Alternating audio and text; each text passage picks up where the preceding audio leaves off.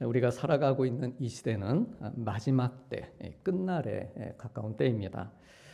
그만큼 세상이 어둡고 혼란한 그런 시대입니다. 이 어둡고 악한 세상 한가운데에서 그럼에도 불구하고 별과 같이 빛나는 참된 그리스도인으로 이렇게 살기 위해서는 무엇보다도 말씀으로 또한 복음으로 항상 준비되어 있는 모습이 필요합니다. 특별히 오늘 마가복음 말씀은 하나님께서 마가를 통해 당시 로마에 살고 있던 그리스도인들에게 주신 하나님의 메시지입니다. 또한 오늘 이 땅을 살아가고 있는 저와 우리 모든 성도님들을 향한 말씀이기도 합니다. 이 마가복음 말씀을 처음 들었던 이 초대교회 성도들의 삶은 오늘날 힘든 시대를 살아가고 있는 우리의 삶, 아니 어쩌면 우리보다도 훨씬 더 어려운 그런 삶을 살았던 그들이었고, 또한 우리의 삶과도 많이 닮아 있었습니다. 우리는 이 세상을 살아가면서 많은 시련과 도전을 마주하고 있습니다. 예기치 못한 문제들이 우리의 마음을 흔들기도 하고, 또 감당기 어려운 고난이나 아픔이 불현듯 찾아오기도 합니다. 때로는 질병으로 인한 두려움과 아픔을 겪기도 하고, 또 가정 안에 말 못할 고민과 무거운 짐들이 압박해 올 때도 있습니다. 직장 생활을 하면서 많이 부대끼기도 하고, 인생의 방향과 진로를 두고 어떻게 살아야 될지 깊은 고민을 안고 살아가는 그런 순간들도 있습니다. 무엇보다도 예수님을 믿는 성도로 살아가면서 믿음을 붙들고 살기가 매우 어려운 시대를 살고 있습니다. 그것이 고난의 형태이든 아니면 유혹과 미혹의 모습으로 다가오든 성도의 자리를 지키기가 쉽지 않은 것은 마지막 때에 쉽지 않은 그런 마지막 때에 어두운 시대를 살고 있습니다. 이 마가복음은 주후 65년에서 70년 사이, 즉 우리 예수님께서 십자가에 달려 죽으시고 또 부활 승천하신 이후 약 30여 년이 지난 시점에 기록된 것으로 이렇게 알려져 있습니다. 그런데 이 마가복음이 쓰여지기 바로 직전인 주후 64년에 아주 큰 사건이 일어나게 되는데, 바로 로마 대화제 사건입니다. 당시 로마의 황제였던 네로 시대에 로마 시대 시내 전체를 뒤흔드는 큰 화재가 발생합니다. 이 화재로 인해서 로마 시내 거의 대부분의 지역이 전소됩니다. 그런데 사람들 사이에 소문이 퍼지기 시작하는데, 이 불을 지른 사람이 네로 황제라는 이야기가 퍼져나갑니다. 네로가 정신적으로 불안정한 면이 있었고, 심지어 시를 쓰는데 영감이 떠오르지 않는다는 이유로 그래서 불을 질렀다라고 하는 소문이 나가기 시작한 것입니다. 그래서 이렇게 정치적으로 궁지에 몰리게 되면 간혹 권력자들은 책임을 떠넘길 희생양을 찾기도 하는데, 그 대상이 바로 초대교회 성도들, 곧 그리스도인들이었습니다. 그래서 네로는 그동안 마음에 들지 않았던 그리스도인들을 무자비하게 핍박하기 시작합니다.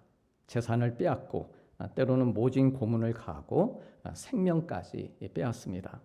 원형 경기장에서는 굶주린 사자들의 먹잇감으로 그리스도인들을 내어놓았고, 또 길 양편에는 수천 개의 십자가를 세워두고서 그 위에 그리스도인들을 매달아서 기름을 바르고 화형을 시키기도 했습니다. 믿음장으로 알려진 히브리서 11장에 보면 믿음의 사람들을 쭉 나열하고 있는데요. 그 후반부에 읽게 되면 그들이 어떤 고난을 겪고 또 순교를 했는지 아주 상세히 기록이 되어 있습니다. 그런데 그러한 혹독한 핍박 속에서도 예수님 믿는 신앙을 버리지 않고 끝까지 예수님이 우리의 구주이시다, 나의 주님이시다, 그렇게 고백하며 산 그리스도인들이 있는가 하면, 그 현실의 압박감을 이기지 못하고 어쩔 수 없이 타협하거나 배교의 길로 간 사람들도 있었습니다. 그래서 이처럼 믿음을 지키기 힘들어진 시대를 살면서 사람들 마음속에 질문이 생기는 것이죠. 두려움도 생기고 의심도 생기기 시작했습니다. 우리가 믿고 있는 예수님이 정말 구세주가 맞는가? 정말 하나님 나라가 있는 것인가? 있다면 로마 제국보다 강한 나라인가? 그런데 왜 우리가 이렇게 큰 고난을 겪고 있는데도 하나님께서는 아무 일도 행하지 않으시는 건가? 예수님은 정말 능력의 주님이신가? 이러한 온갖 질문들과 의심들이 당시 성도들의 믿음을 뒤흔들고 있었습니다. 그래서 이렇듯 믿음을 지키며 살기 어려운 상황 가운데 성도들의 손에 아주 자그마한 책 한 권이 주어지게 되는데 그것이 바로 마가복음이었습니다. 그래서 이 말씀을 읽으면서 성도들이 다시금 소망을 회복하고 흔들리던 그들의 믿음이 견고해지는 은혜를 경험하게 됩니다. 십자가의 사랑과 부활의 능력을 다시 믿게 되었고 교회를 지키면서 하나님 나라를 위해 살고자 하는 결단들이 일어나게 되었습니다.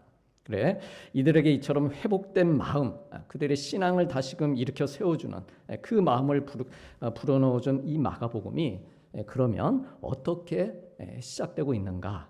우리 다 함께 마가복음 1장 1절 말씀을 같이 보시겠습니다. 하나님의 아들 예수 그리스도의 복음의 시작이라. 이들이 책을 폈는데 펴자마자 맨 처음 가장 먼저 이들의 그 고통 가운데 있는 그들의 눈에 가장 먼저 들어온 말씀이 무엇이었는가? 예수님은 하나님의 아들이시다. 틀리지 않다. 그리고 그분이 바로 곧 복음이시고 좋은 복음, 곧 좋은 소식의 시작이시다라고 하는 이 아주 단순한 한 문장의 글귀였습니다. 이 말씀을 읽는 순간 로마의 그리스도인들은 말씀드린 것처럼 그들의 가슴이 뜨거워지고 눈가에 눈물이 흘러내리고 또 마치 뜨거운 피가 솟아오르는 듯한 그런 감격과 은혜를 경험하게 됩니다. 지쳐있던 삶이 회복이 되고 흔들렸던 믿음이 다시 굳게 세워지는 것을 경험하게 됩니다. 고난과 시련 가운데서도 지금 어려운 가운데서 어떻게 사는 것이, 이 핍박 가운데 어떻게 사는 것이 하나님의 뜻대로 사는 것이고 또한 어떻게 복음의 능력으로 이 하루하루를 우리가 살아갈 수 있는가, 그들은 말씀을 통해서 깨닫고 알게 됩니다. 그렇다면 복음이 왜 기쁜 소식인가라고 하는 것입니다. 우리가 성탄절이 되면 기쁘다 구주 오셨네 이렇게 우리가 찬송을 부르는데 그 기쁨이 무엇 때문에 생기는 기쁨인지, 또한 왜 우리가 그렇게 기뻐하며 노래하는지 하는 것입니다. 그것은 하나님과 원수된 인간이 그랬던 내가 예수 그리스도의 십자가의 보혈의 능력으로 죄 용서를 받고 하나님과의 화목을 이루어서 멸망이 아닌 영원한 생명을 얻게 되었기 때문입니다. 우리가 사람들 사이에서도 누군가로부터 사랑을 받고 또 인정받으며 살아가는 것이 그것이 참 기쁘고 또 감사가 되는 그런 경험을 하게 되는데, 하물며 연약한 죄인인 내가 그럼에도 불구하고 하나님께 사랑을 내가 받고 있고 영원한 생명을 얻어 살 수 있다라고 하는 것은 그 무엇과도 비교할 수 없는 정말 큰 기쁨의 좋은 소식이기 때문입니다. 특별히 마가는 이 복음의 기쁜 소식을 위해서 먼저 준비하는 자가 있었다, 이렇게 말씀하고 있습니다. 우리 다 함께 2절과 3절 말씀을 화면으로 같이 보시겠습니다. 보라, 내가 내 사자를 내 앞에 보내었노니 그가 내 길을 준비하리라. 광야에 외치는 자의 소리가 있어 이르되 너희는 주의 길을 준비하라. 그의 오실 길을 곧게 하라. 아멘. 여기서 광야에서 외치는 자는 우리 성도님들 잘 아시듯이 이제 세례 요한을 가리킵니다. 세례 요한은 복음의 기쁜 소식을 전하기 위해서 외치는 자가 되어서 사람들에게 주의 길을 준비해라, 이렇게 선포를 했습니다. 그러면 성도님들 어떻게 사는 것이 주님의 길을 준비하는 삶일까요? 아니, 그 이전에 우리가 주님의 길을 준비하기 전에 하나님께서는 우리를 어떠한 삶의 과정들로 우리를 인도하시고 또한 다듬으셔서 마침내 우리를 주님의 길을 위해서 준비된 자로 만들어 주시는 걸까요? 우리가 재림의 주님을 지금 이 시간 기다리고 있는데 나는 준비된 자인가? 라고 하는 것이죠. 먼저 우리가 던질 질문은 어떻게 다시 오실 주님의 길을 내가 준비해야 되는 걸까? 또 하나님께서는 우리를 어떤 삶의 과정들을 통해서 나를 준비된 자로 그렇게 만들어 가시는 걸까? 이 질문에서부터 시작하는 것이죠.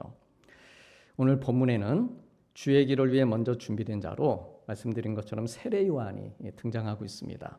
그는 광야에서 외치는 자로 살면서 회개의 세례를 전하며 사람들에게 주님의 길을 준비하도록 그렇게 알리고 있었습니다. 그런데 주님의 길을 준비하고 있는 자는 세례 요한만이 아니었습니다. 또 다른 한 인물이 주의 길을 준비하고 있었는데 그 사람이 누군가 하면 바로 이 마가복음을 쓰고 있는 마가 본인이었습니다.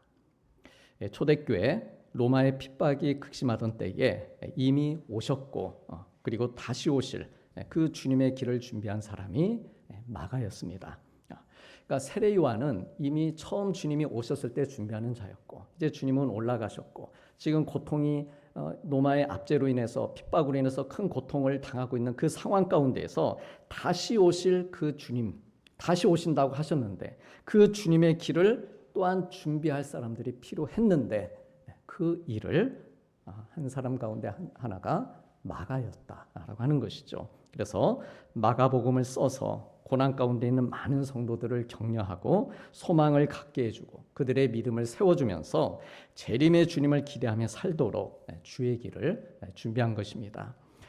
그렇다면 마가는 처음부터 준비된 자였을까라고 하는 것이죠. 처음부터 이 마가복음을 기록할 정도로 그렇게 그가 신앙이 깊고 예수님에 대해서 잘 알고 있고 또 고난 가운데 있는 성도들을 일으켜 세워줄 정도로 그렇게 탁월한 능력을 마가가 가지고 있었던 것일까라고 하는 것입니다. 예수님께서 십자가를 지시기 전에 제자들과 함께 떡과 포도주를 나누시면서 성만찬을 하셨었습니다. 또한 제자들의 발을 씻겨주시면서 섬김의 본을 보여주셨습니다.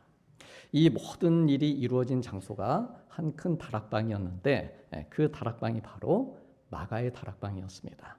그리고 그곳에서 또 다른 아주 중요한 사건이 일어나게 되는데 바로 그곳 마가의 다락방에 성령이 임한 것입니다.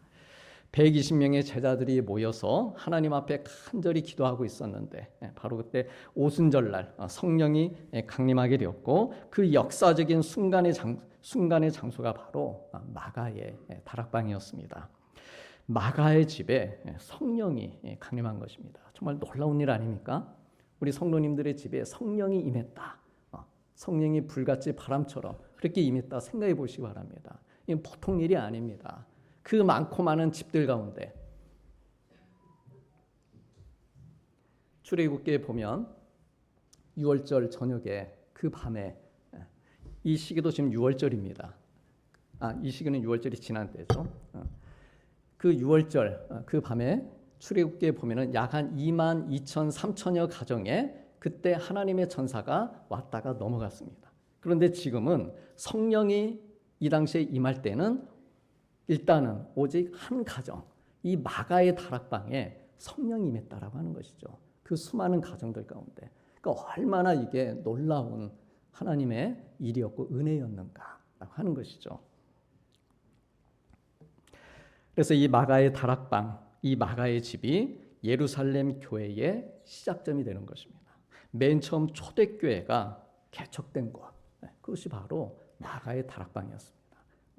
개척교회 할 때 어느 한 곳에서 시작하지 않습니까? 그 정도로 정말 놀라운 가정, 그 집이 이 마가의 집이었습니다. 그런데 이 집은요, 사실 마가의 집이라기보다는 마가의 어머니인 마리아의 집이었습니다. 사도행전 12장에 보면 베드로가 감옥에 갇혀 있다가 천사의 도움으로 풀려나 찾아간 곳이 이 마가의 다락방이 있는 집, 즉 마가의 어머니인 마리아의 집이었습니다. 근데 그 집에 가보니까 여러 사람이 모여서 기도하고 있었다라고 했습니다. 따라서 우리가 흔히 말하는 마가의 다락방은 이 마리아의 다락방이라고도 할 수 있습니다. 그러므로 어떻게 보면 이 마가가 예수님을 믿고 신앙을 가지도록 이 어머니 마리아의 역할이 매우 컸다는 것을 알 수 있습니다. 아들 마가가 예수님을 만날 수 있도록 그의 어머니가 주의 길을 준비해 준 것입니다. 그래 먼저 바라기는 우리 성도님들의 가정도 우리 자녀들에게 마가의 어머니의 집처럼 주의 길을 준비해 주는 집이 되기를 축복합니다. 부모들의 집에서 우리 자녀들이 자라는 동안 생활하는 동안에 그 우리 자녀들이 예수님을 만나고 구원받고 다 품 안에 떠나면은 이제 언제 어떻게 교류가 쉽지 않은 그런 자녀들 아닙니까? 근데 그 우리 자녀들이 우리 부모들의 집에서 자라는 동안 예수님 만나고 구원받고 또 성령의 은혜를 경험하면서 정말 주의 길을 위해서 준비되는 그런 복된 그런 믿음의 가정과 부모 자녀들이 될 수 있기를 다시금 주님의 이름으로 축복합니다. 마가는 그랬습니다. 어느 날부턴가 자기 집에 예수님이 오시는 것이죠.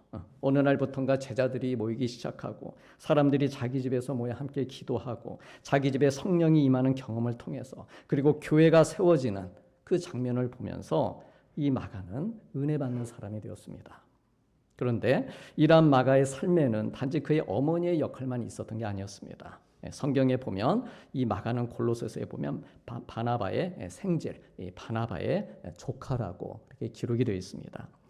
바나바는 초대교회를 세우는 데 큰 기여를 한 인물로 바울과 함께 1차 전도 여행을 감당했습니다. 안디옥 교회에서 이 바울 그리고 바나바를 파송하게 되는데 이때 마가가 수행원으로 따라가면서 그 사역의 1차 전도 여행에 동참을 하게 됩니다.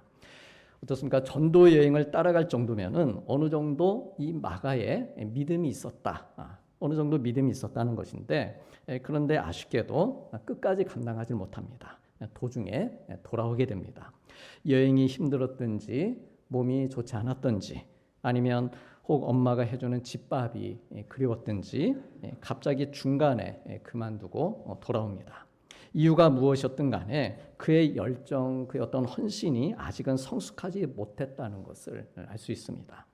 이 일로 인해서 그 다음 2차 전도여행을 준비하는 과정에서 바울과 바나바는 의견이 갈리게 됩니다. 바울은 중간에 포기했던 마가를 데려갈 수 없다 이렇게 반대했고 바나바는 그래도 한번 기회를 주자.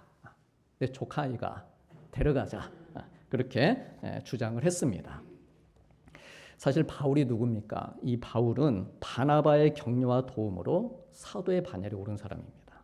그래서 선교여행 초기만 해도 바나바가 리더십을 가지고 있었습니다. 그래서 나름 그 리더십을 가지고 그것을 바울에게 이렇게 부탁을 한 것인데 이 바울의 뜻이 또 워낙에 완강했습니다. 그래서 결국 바울과 바나바가 어떻게 됩니까? 어떻게 헤어집니까? 성경에 보면 크게 다투었다고 합니다. 크게 다투고 갈라서게 됩니다. 이 둘 사이에 껴서 이 장면을 마가가 보고 있었을 것인데 그때 마가의 마음이 어땠을까요? 나를 사이에 두고 우리 삼촌하고 바울이 심하게 다툽니다. 그리고 헤어져 버립니다.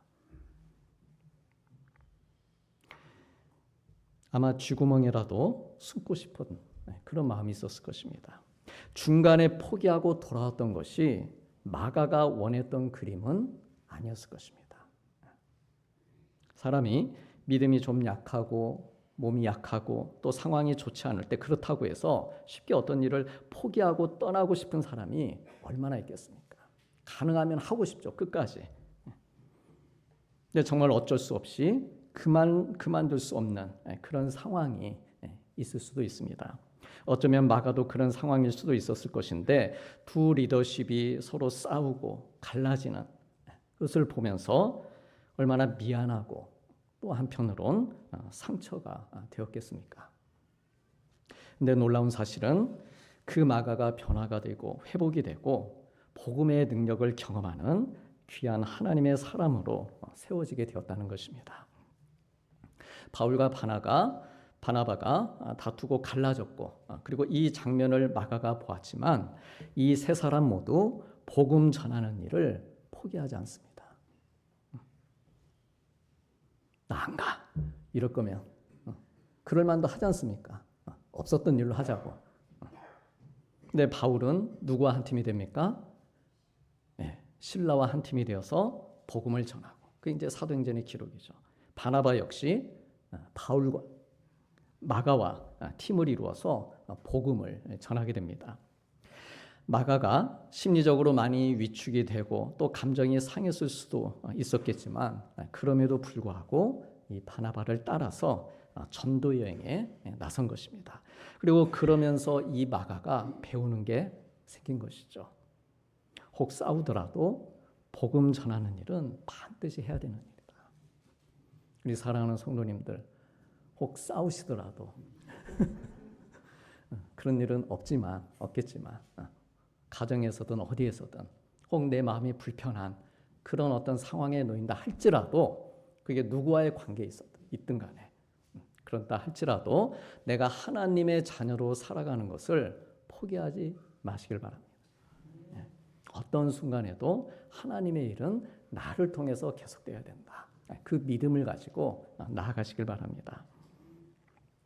그래서 마가는 성령의 감동과 인도하심을 따라서 그렇게 이제 복음을 전했고 뿐만 아니라 이 마가복음을 기록해서 수많은 그 시대의 어려운 심령들에 다시금 불을 지펴주는 귀한 도구로 쓰임을 받은 것입니다. 그리고 이 귀한 소식이 누구에게도 알려졌을까요? 바울에게도 알려졌습니다. 바울과 바나바가 서로 싸우고 흩어졌지만 나뉘었지만 그러나 그들은 늘 생각했을 것입니다. 바울 팀이 떠났는데 바나바 팀이 떠났는데 사역은 잘 복음 전도는 하고 있을까? 그렇게 생각을 했었을 것입니다. 궁금했을 텐데 어떤 소식이 들려온 겁니까? 바울의 귀에 바나바 팀이 마가가 잘하고 있다. 마가가 예전처럼 중간에 돌아오지 않고 잘 감당하고 있다. 이 얘기를 들은 것이죠. 그 이상을 하고 있다. 그래서 훗날 바울이 순교를 앞두고 쓴 편지인 디모데 후서에 보면 디모데에게 이 마가에 대해서 이 바울이 이렇게 표현하고 있습니다. 우리 다 함께 디모데후서 4장 11절 말씀 보시겠습니다. 네가 올 때에 마가를 데리고 오라. 그가 나의 일에 유익하니라. 아멘. 다투고 갈라설 정도로 정말 믿기도 하고 무익하게 여겼었던 그런 마가를 이제는 유익하다. 정말 유익하다. 하나님 나라에 유익한 사람이 되었다. 이렇게 평가하고 있습니다. 그리고 이 마가가 보고 싶으니 꼭 좀 데려와라. 이렇게 간절히 부탁을 하고 있습니다. 이처럼 마가가 변화되고 새로워질 수 있었던 그 배경에는 우리가 나눈 것처럼 어머니 마리아 그리고 삼촌 마가가 있었고 또 아마 그를 위해 기도했을 바울의 그 중보도 있었고 그리고 또 한 사람 마가의 신앙적인 멘토와 실질적인 스승이 되어서 그를 도왔던 이가 있었습니다. 그 돕는 자가 누구였을까요? 우리가 지난 주일에 잠시 나누었던 베드로 사도였습니다.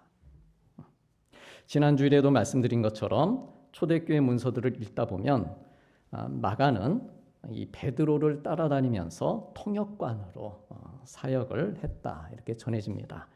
또한 베드로 전서에서 베드로가 마가를 내 아들이다 이렇게 부른 것을 보면 이 두 사람의 관계가 단순한 어떤 일의 관계, 사역의 관계를 넘어서 훨씬 더 깊고 친밀한 사이였다는 것을 알 수 있습니다.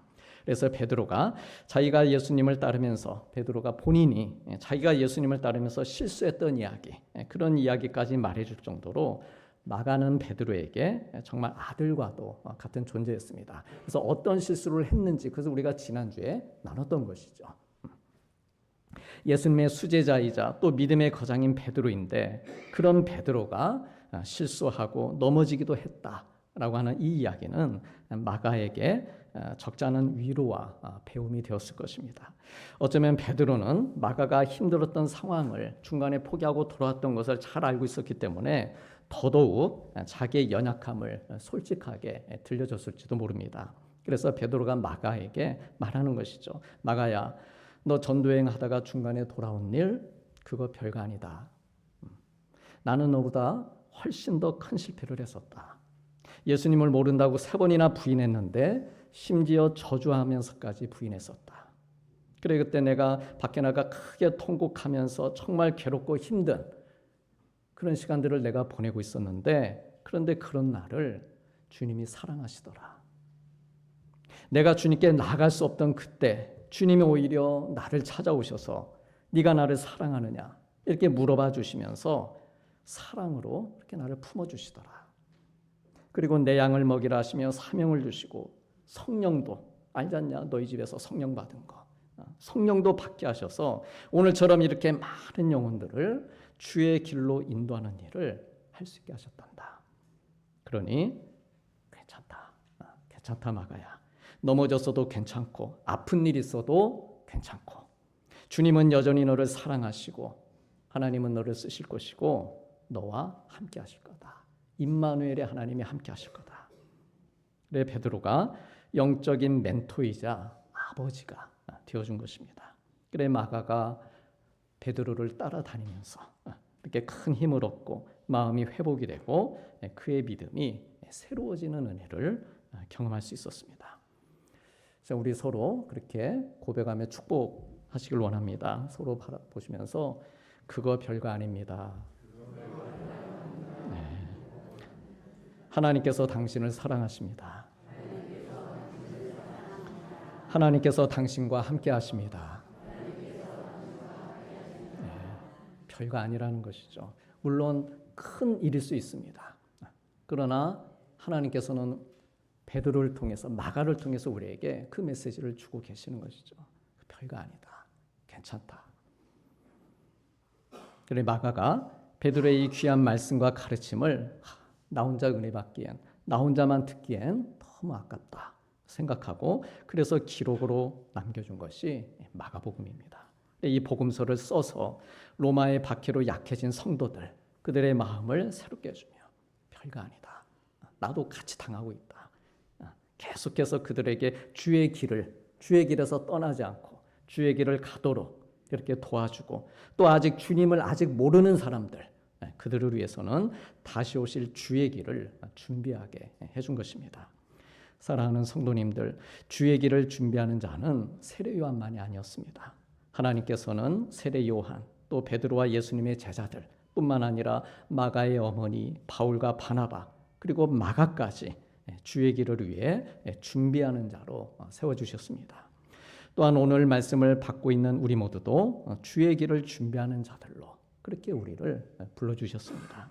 우리에게도 연약함이 있고 때로는 중도에 우리도 돌아서기도 하고 많은 부족함이 우리에게도 있지만 그럼에도 불구하고 우리를 사랑하시는 주님의 그 크신 은혜와 내 곁에서 친히 도우시는 성령님의 역사하심으로 우리를 다듬어 주시고 일어서게 해주십니다. 그래 마가가 주의 길을 준비하는 사람으로 세워졌듯이 우리 역시 주님의 손에 붙들려서 주의 길을 준비하는 귀한 도구로 그렇게 우리가 쓰임 받을 수 있고 또한 쓰임 받고 있는 것입니다. 예컨대 가족이나 주변의 한 영혼을 내 마음에 품고 기도해 주는 것 이것이 주의 길을 준비하는 삶입니다. 또 기도만이 아니라 직접 섬김과 위로와 격려하는 이런 일들을 통해서 하나님의 사랑을 전해주고 사람을 세워주는 것 이건 역시도 주의 길을 준비하는 것입니다. 그리고 좀 더 넓게 보면 우리의 일상 속 작은 선택 하나하나라도 주의 길을 준비하는 그런 훈련이 되는 것입니다. 그래서 이웃에게 친절을 베풀고 배려하고 직장에서 열심히 정말 성심을 다해서 일하고 마음을 다하는 것, 어려움 속에서도 감사하고 믿음을 잃지 않고 지키는 것 이런 모두가 주의 길을 준비하는 삶의 모습입니다. 그러므로 바라기는 마가가 어머니 마리아, 바나바 그리고 베드로를 통해서 주의 길을 준비하는 자가 되었듯이 우리들도 하나님께서 내 곁에 보내주신 사람들과의 관계를 통해서 또한 나에게 맡겨주신 일들 또 내 삶의 자리들에서 하나님의 은혜로 쓰임받으며 주의 길을 준비하는 자를 되길 원합니다. 그래서 주의 길을 준비하는 자, 이 기쁨을 누리면서 복음의 시작으로 오신 우리 주님의 성탄을 감사함으로 맞이하고 또한 다시 오실 우리 주님의 재림을 소망으로 기다리는 그런 복된 믿음의 성도님들 되시기를 축복합니다. 기도하시겠습니다. 하나님의 아들 예수 그리스도의 복음의 시작이라 광야에 외치는 자의 소리가 있어 이르되 너희는 주의 길을 준비하라. 네가 올 때에 마가를 데리고 오라. 그가 나의 일에 유익하니라. 아멘.